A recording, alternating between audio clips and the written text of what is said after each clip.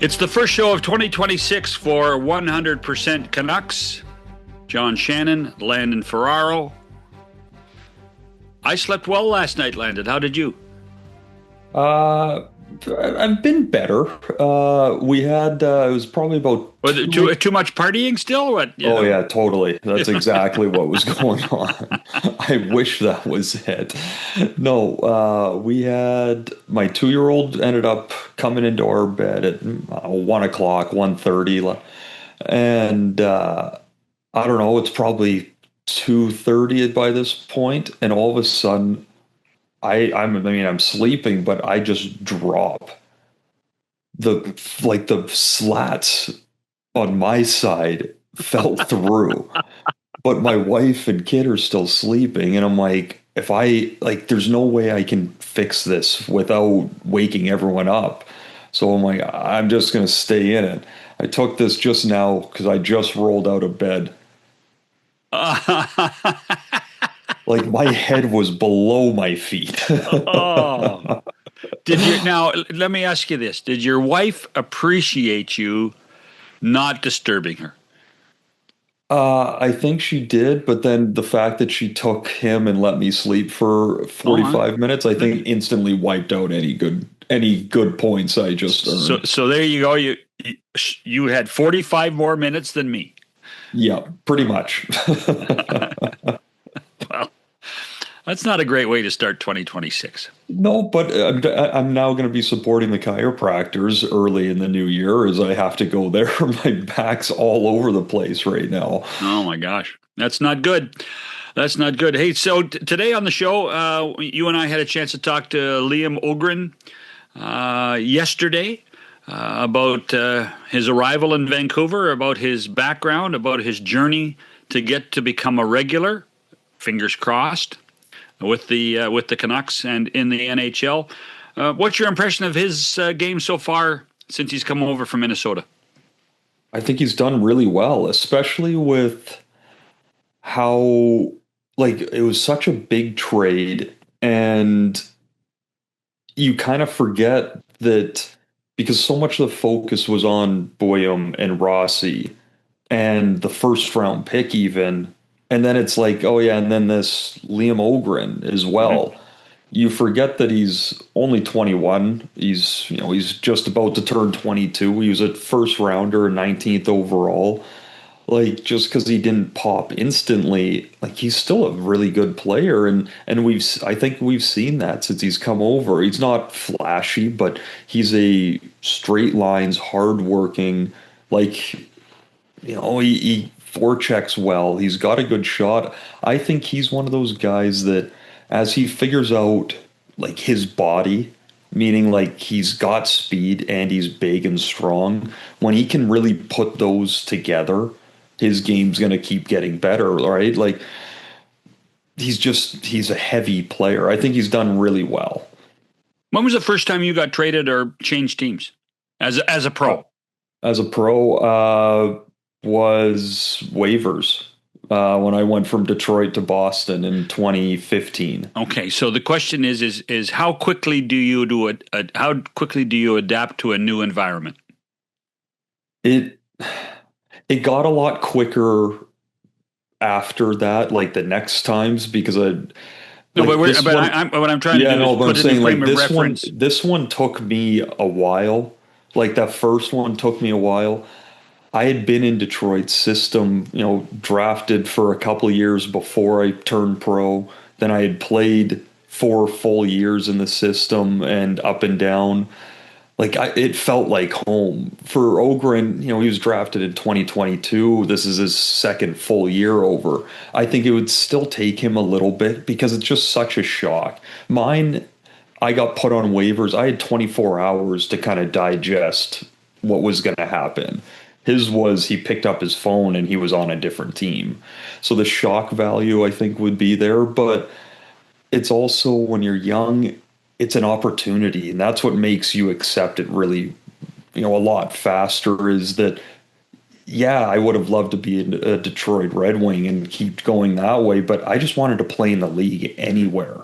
Like, just give me an opportunity, and Öhgren has that, and And the fact that he's so comfortable with a lot of players on the team, he's played with Lecker and all of that. Like, he'll open up to this team quite quickly. Yeah, the fascination for me is that, he, with the way that the Wild were constructed and bounced between the American League and the NHL team, you wondered if he was ever going to get another chance, particularly with the Wild, the way they are playing right now and as successful as they are with their forward bunch. And so that, he's been much more impressive as a Canuck than he ever has been as a member of the Wild. And I also wonder that, the fact that Adam Foote was not afraid to put him in the shootout as quick as he did, that to me was a real positive sign for Öhgren. And now, in some little strange way, he's become the shootout secret weapon. Yeah, but like again, it's opportunity, and for him in Minnesota, you're going into a lineup every night knowing if I make a mistake or two, I'm not going to play because we are in this to win right now. And you get to Vancouver and it's very different circumstances. And all of a sudden you're playing a very regular shift right away. He gets a goal in the second game.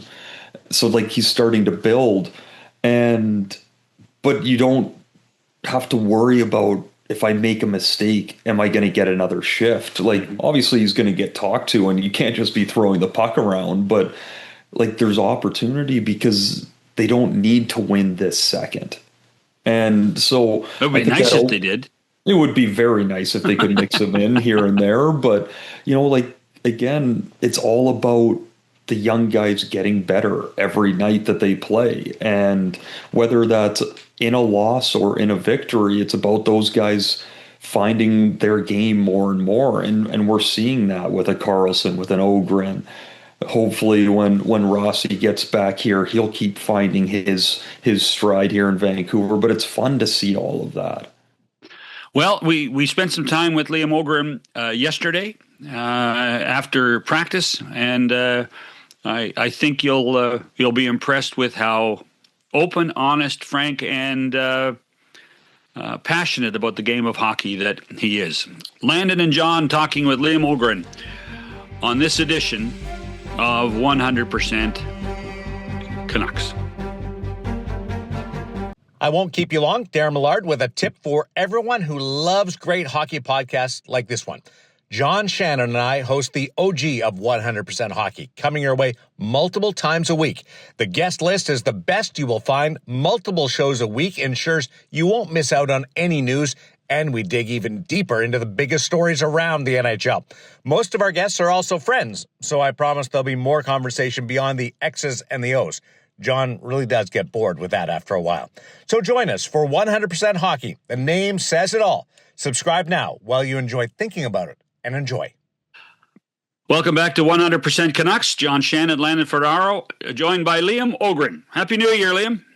Happy New Year. Hey, so I'm curious. New Year's Eve in Canada is, you friends and family, you have a drink, you celebrate. What do you do New Year's Eve in Sweden?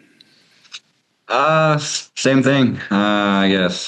Just hanging out with family and friends, Same thing. I actually met my girlfriend the first time on New Year's Eve 4 years ago. So get out of here.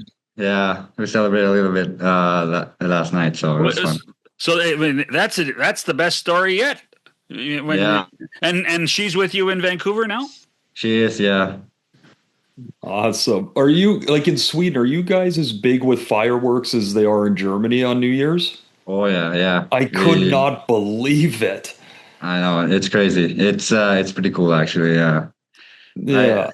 You don't do that here, right? No, like I feel like it was more when I was a kid. We would use like fireworks were still out and about, but they've clamped down on them pretty good. They don't let them happen as much.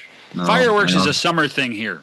Oh, really? Yeah, Canada Day. If you're American, the 4th of July. Those types of things. Maybe even we have another holiday in May called Victoria Day, which is named after Queen Victoria. I don't mean to get into Canadian history too much, but and we do fireworks then. But fireworks around the New Year. I do remember we had fireworks at the change of the century when you were just a toddler. So tell me, what's the experience like being traded for the first time in your career, and what's your experience in Vancouver? Yeah, I mean it's pretty crazy. It's been crazy a couple of weeks, 3 weeks, whatever it is. Getting traded, I was obviously very shocked. I think the craziest thing that have happened in my life for sure. It's special, but I mean I'm excited to be here, and it feels really good. It feels like a fresh start for me as well. And no, the guys have been really welcoming and super nice. So it's been really easy to settle in. There is enough Swedish content in this organization when you consider Daniel and Henrik and then all your teammates that it would make you feel at home, correct? Yeah, it definitely feels a lot better, having Swedes and can talk the same language. And I know a couple of guys since before as well, so it made it much easier. Like, you played with Lekkerimäki in your draft year, correct? Yes. And you were on a line with him in Osland? Correct, yeah. That has to be, like, looking back on it now, I mean, it must have been a ton of fun going through it, but you get through that draft year and, Lekkerimäki goes 15th, Osland goes 16th, you go 19th, you guys were a line. Like, that's pretty cool, no? Yeah, it's special. To have a line go in the first round, it's from the same team. It's pretty crazy, and now we end up on the same team, me and Lekkerimäki. So it's special, and I don't know if I haven't heard that happen before. So it's cool for sure. When did you know go ahead? No, you go, Landon. I was just gonna say, like, back to the trade quickly. Like, when you get that call, and obviously it's shocking. How much does it ease your mind a little bit? One, knowing that Lekkerimäki's there, so okay, you know him, but you're getting traded with Boyum and Rossi as well. Like, you have two guys coming with you. Yeah, I think that helps a lot. When I got the call, I was super shocked, but when he said Ziv and Marco was going with me, I felt better right away. Felt more comfortable, and obviously when I knew it was in Vancouver, it was a lot of Swedes on the team, and I knew Elias Pettersson, the younger one from World Juniors. I know Lekkerimäki, Tom Wilander, so I knew a bunch of guys, and made it easier for sure. Did it help that after the trade you actually started on the road, so that everybody's on equal footing, everybody's staying at the hotel, as opposed to when you get to Vancouver, you're in a hotel and they're going home? Yeah, maybe. I've been at the hotel pretty much the whole year, so I'm pretty used to it. Were you stuck in the Intercontinental, or have they moved you guys? What's that? Were you stuck at the Intercontinental in Minnesota? That's where I was stuck for like a month and a half. Oh, I was at the JW by the mall. Oh, they moved you up a little bit. Good for you. Yeah, yeah. So it was not bad, but obviously you want a place and to be able to cook food and stuff, but it's not bad. So when do you think that's going to happen?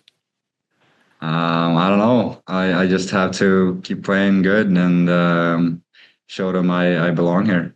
When did you know that you wanted to play professional hockey? Because I think there's a difference between playing professional hockey, because you could do that in Sweden without coming to the NHL. When did you know as a kid that you wanted to play the game and earn a living? I don't know. I think pretty early. I've been saying to myself that I want to play in the NHL, even from a young age. I always said to my parents that my dream is to play in the NHL, highest league in hockey, and I've just keep working for that. And I mean, yeah, try to accomplish that moment. So I don't know the age, but very early, I'd say. And so your favorite player in the NHL was whom? I had a lot of players that I liked. I liked Gabe Landeskog, Nick Backstrom. My dad is a personal trainer, and a lot of NHL guys worked out with him. So I almost grew up with them in the gym. So it was pretty cool, and I had them as role models. Hold on, Nick Backstrom's a goaltender. Not that. Not that Nick guys. Oh, so the other one, the guy who passed the puck to Ovi. Oh, not bad. Not bad. Not bad. That's I apologize because I was thinking Minnesota, Nick Backstrom. Yeah. So they're. You didn't know that's when he's not feeling it as a forward, he just jumps back in net and he just takes care of that end too. Yeah. Well, that is so. Being around so many pros back home, how much of a motivation was that for you?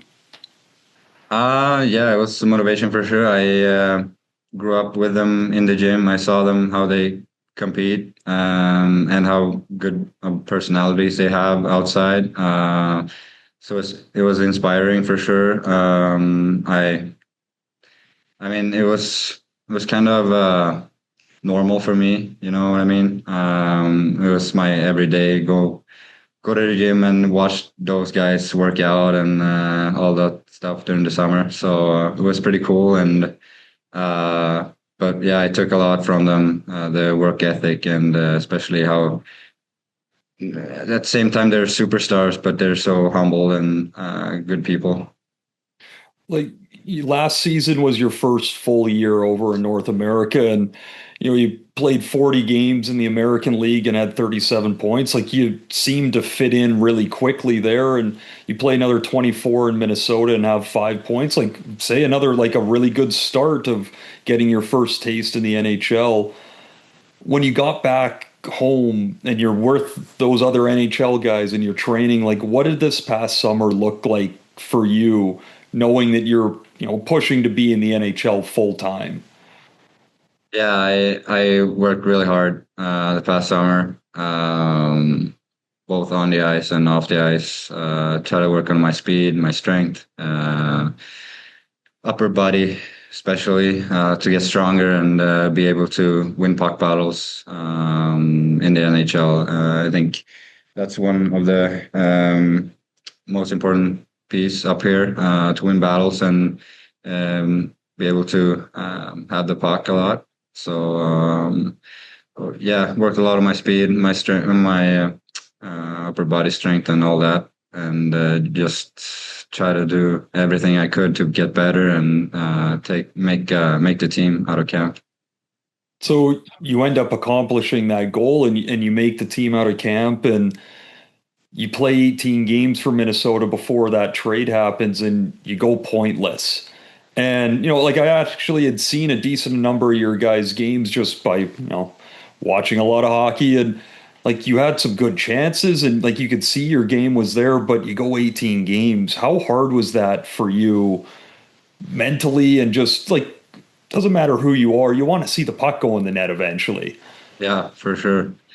It was hard. I mean, and I've always been a point guy. I always score goals, and it's tough when it doesn't go in, and you get frustrated for sure. And it's hard to when you play a certain amount of minutes per game, and you sit on the bench for a while, and then go out, and you don't want to make a mistake, especially for a young guy.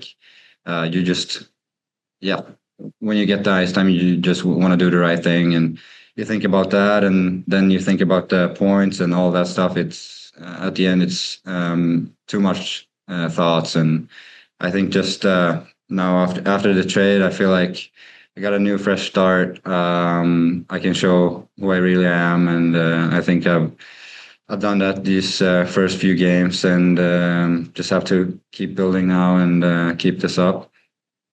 I'd love to know what you thought when Adam Foote put his hand on your shoulder and said, "You're going out for the shootout"? I was pretty shocked, actually. I haven't taken a penalty shot in the NHL, so it was my first one. But I mean, I had a great game that game, and I had confidence, and did my move. You do have hold on. You do have a move, do you? Yeah, I mean, I always have the same route, and then I switch it up a little bit. I had a coach ask me one time, like I took penalty shots shootouts in the American League a decent amount, but I had one as I got older. A coach asked me, I got to a new team. He's like, do you shoot? Like, neither one of us want that to happen right now. I've got my seat right here. Let the other guys do it. Like, your first one was on, like, that was a beautiful move. But, to me, you score your first goal against the Rangers. My question is, was the excitement more you got your first of the year, or you did it with your new team in your second game? Because that was you had a really good start to your Vancouver time so far. Yeah, I think both. I mean, it was nice to get the first of the season. I've been waiting for that a long time and been working hard for it. So that was nice, and obviously to get it early with a new team, it's nice to get that out of the way. So, I mean, a combination of both. It was just nice to see it go in. Have you always had a heavy shot? Yeah, I think so. I've been working a lot on my shot during summers and since I was young. Yeah. What's the flex in your stick? 80. And has that changed? Not since I turned pro. I think I play with 80 a few years now. It still blows me away. Like, I'm way older than you. I was about to say I'm not that much older, but I've quickly realized how much younger everyone's gotten. But like, I was 175 pounds when I played. I had an 87 flex, and I still thought that was low.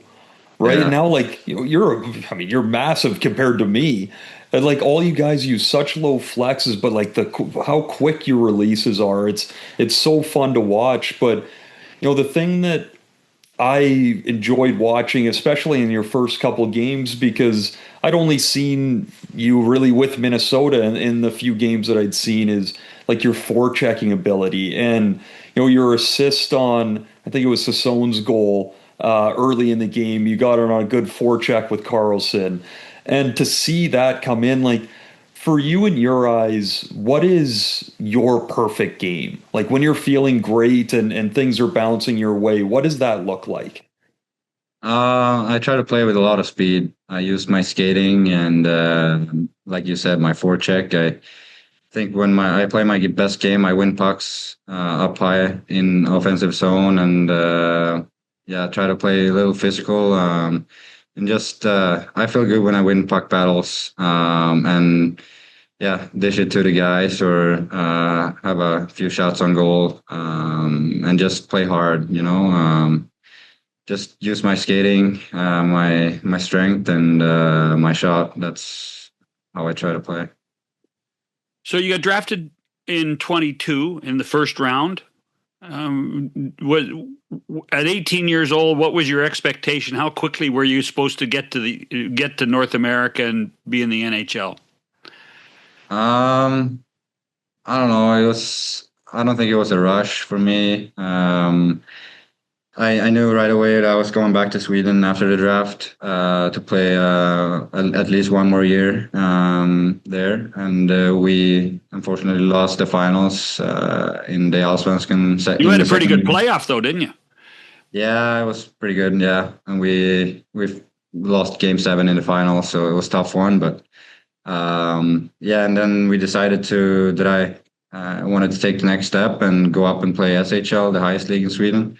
So I moved to Färjestad in Karlstad in Sweden, and started the season injured, and was out for like 3 months because of my back had a stress fracture.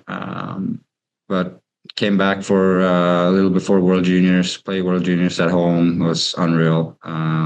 Fortunately lost against the US in the finals, but it was an unreal experience. And then, yeah, after that year, I felt ready to go move over here. And to answer your question, I didn't really have a plan. I just took the steps. It felt comfortable playing my first pro year in the second league in Sweden, and then move up one league, and then move over here.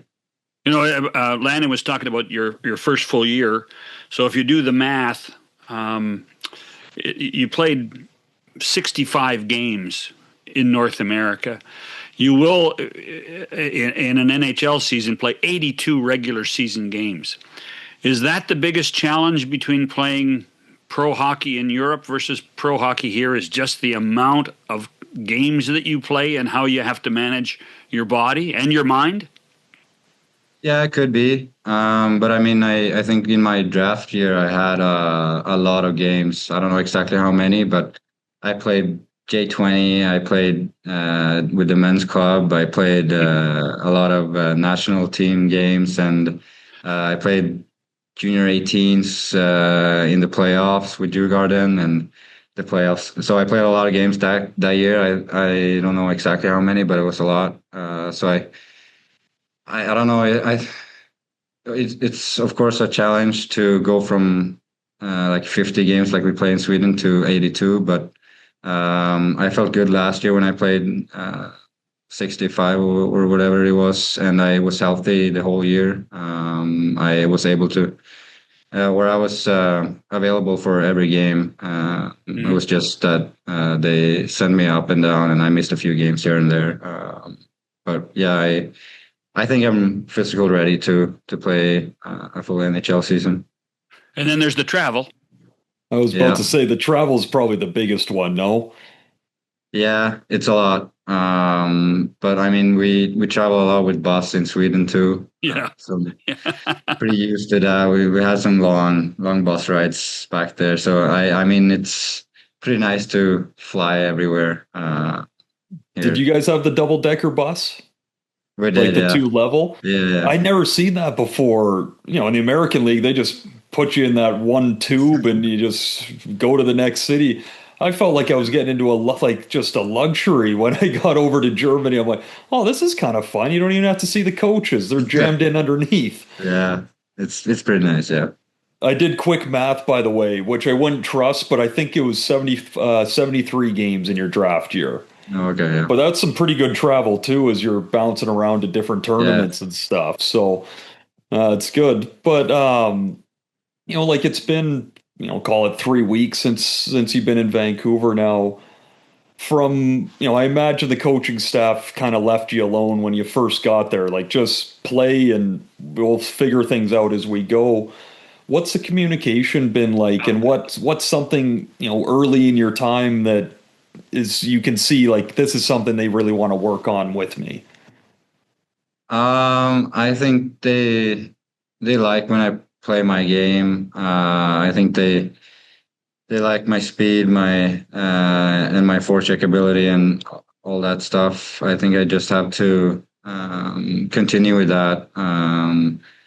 Just play hard, win puck battles, and play mature. I think that's the key to stay up here and continue to play. And yeah, obviously I want to contribute to offensively. I want to score goals and help the team win. So yeah, I'll try to do my best, give the coaches what they want from me, and hopefully it'll be good. You mentioned you played in the World Juniors 3 times, in fact. Sweden looks pretty good this year. Have you been watching the games? Yeah, I watched a few. It looks good. Yeah, they had a big win yesterday. Well, you got any friendly bets going with any of your new teammates? No, actually not. We should have bet on yesterday's game. Well, I feel like you could basically go all the Swedes versus the rest of the world in that dressing room and put a lunch on it or something. Yeah, we could.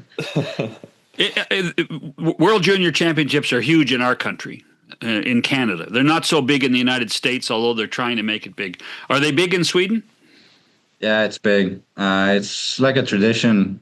Every New Year's Eve, it's always. I don't think you have to watch hockey like regularly to watch the World Juniors. I think almost everyone watches it during New Year's Eve, and I think it's a very good timing for a tournament. And it's really big in Sweden, and it was a really success when we were in Gothenburg and played there. Well, I'll tell you what, it's going to be fascinating because there is a good chance that Canada and Sweden will be playing along the line, and then you'll be having a few more bets in the dressing room, I think. Yeah, hopefully we win those bets. Well, we hope we win our bets too. Liam, thanks for this, man. Of course, thank you, guys. That's Liam Ogrren, one of the newest members of the Vancouver Canucks. Landon and I'll be back after this on 100% Canucks. All right, listen up. Today I want to talk about giving 110%. Giving 100% means giving everything you got. Giving 110% means giving 10% more than is humanly possible. If we're going to win as a team, we need 100% of you guys giving 110% 100% of the time. If only 50% of you guys give 110% and 50% of you guys give 100%, I guarantee you 100%, we'd only win 50% of our games. Suppose 75% of the 110% gave only 50%, and 50% of the 100% gave 25%, and 75% of the 110% were not feeling 100%, then we'd be in a heap of trouble. That's why we need 100% of you guys giving 110% 100% of the time. Okay. Let's go out and play some hockey.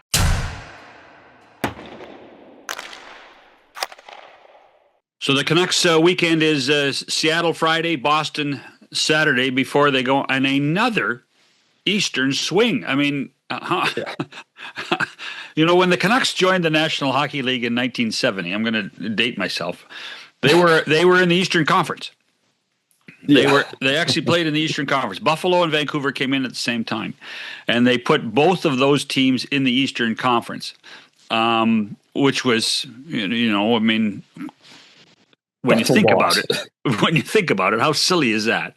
Especially because it was commercial flights. Oh yeah, no, right? Like commercial with smoking sections. I mean, we laugh. It wasn't very much fun to travel at that point. But and to think, the Canucks are going to be in Buffalo on Tuesday night against their expansion rival, who, as of our recording today, have won 10 in a row and have Columbus on Saturday. Oh man, it's been wild watching them take off. It really has, and they're an impressive hockey team. Speaking of which, the Olympic teams for Canada, the United States, Sweden, Finland have been announced, and there you are, wearing your Lululemon Beijing Olympics outfit for the podcast. I think I thought you deserve some credit for being in the Olympic mode. Yeah, I mean, that was fun watching the announcement the other day for Canada and waking up this morning, being out in Vancouver. So like everything's kind of done by the time you wake up. And particularly when you wake up 45 minutes later than the rest of us. Yeah, well, I mean, I'd like to point out again that there was some awake time before that. I didn't just get a sleep in. But you wake up and Finland's out there, USA's roster's out there. Like it's awesome. It's what we've all been waiting for. Is again, like I wear this with pride. I love the fact that I got the opportunity to represent Canada, and it's something that I'll always have with me. But man, we want to see best on best. Yeah. Hey, do you have all three sweaters, by the way? No, just the black one. Just the black one. Yeah, the one you can't read the numbers on. Yep, and that's why I'll just turn it over. But Okay. that's why you put The Canadian press forward. There you go. There You know? go. That's good. Also, you're not going to, I couldn't imagine putting my name out knowing that it's a maple leaf on the front, right? Like it would just seem so wrong. What of your time in Beijing, what do you remember the most? The food. And it No, not being hold on. very Is good in that the good or village. bad? Not very good. We ate hot pot every single day, lunch and dinner, because the rest of the food was inedible. Really? It was terrible, John. Like they wouldn't have so think about it, right? Like it's all high performance athletes. Yeah. They didn't serve chicken breasts. They'd serve like the slices of chicken that you knew were just like reheated. They were kind of pinkish still because it's all like it was like boiled. It just was not it. And like the eggs were like heavily powdered eggs. It was so like the glamour of the talk Olympic everything. Village is not really the glamour of the Olympic Village. Yeah, but so these guys I think these guys will be on those like cardboard bed things. Right. That were not great. That's where we were spoiled. We had like the full like motorized beds that moved around, and for not having a lot to do in the village, that better bed was a lifesaver. He spent a lot of time in there. Boy, I tell you what, there's a lot of themes about beds today on the show. Yeah, it's nice to find a theme. And sometimes they find you, and that's even better.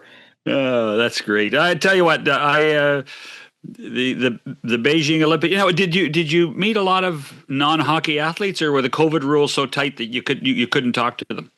The only ones, like you'd quickly get to say hi to other ones, but like everyone was so masked up, and Really? like in the cafeteria, everything was divided. And so like it was more just watching from a distance and sometimes quickly talking. But, all of Canada stayed in one high rise it was figure skating, speed skating, curlers, and the big air, because we were all in that main village. So you got to talk to them a lot in the different kind of hangout areas within our high rise. And once we lost, we went and watched some curling, and then went and watched the women win their gold medal that night, and had some fun back at the apartments after. So that was really the time that you got to talk to other people, and they were basically all done their competition, so they had their medals and everything. So it was a really cool time to be around and get to talk to a speed skater that just set a record or something. You know what I mean? Like it's surreal to be in that position.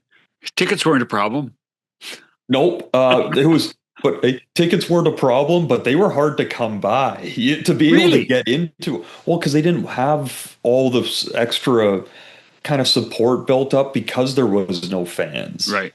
So for you to go, they only gave out a certain number of tickets because everything had to be kind of separate. Like it was the way I say it is all the reasons or all the things that everyone at those Olympics would complain about them were the reasons that the NHL guys weren't there. So I'm still happy with it, and I'll happily take all those things, and eating and nothing essentially, but everything for that time. It was so fun, and those guys and girls that are going to be going over for Canada, it's the coolest thing ever, and it's everything that you thought it would be and so much more putting on that jersey for the And first I guarantee you, not one person would be complaining about the food in Italy. No.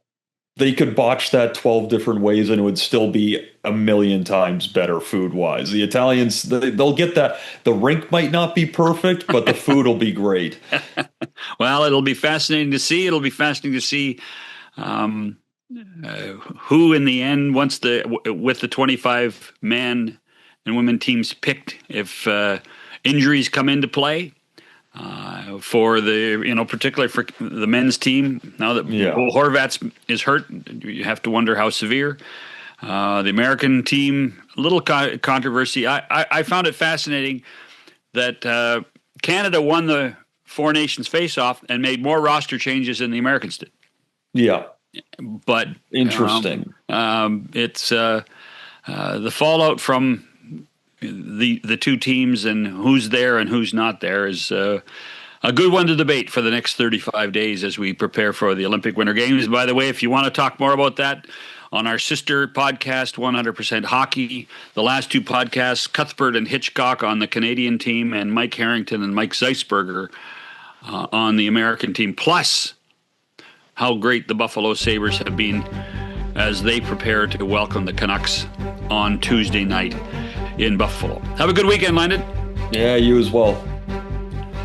Seattle tonight, Boston and the Canucks on Saturday, and then back on the road for the Vancouver Canucks. Thanks for listening and watching this edition of 100% Canucks.